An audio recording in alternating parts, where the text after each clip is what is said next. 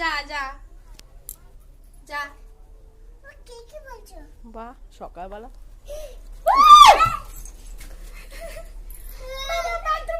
কে আসো? কোথায় যাবে এখন আবার? বাবারে আজ সকালে কোথা থেকে এসছে তুমি?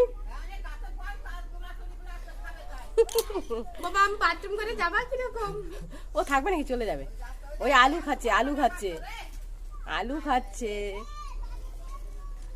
আমাকে বলে কি বম্মা চলো দেখো হনুমান এসছে। হনুমান হনুমান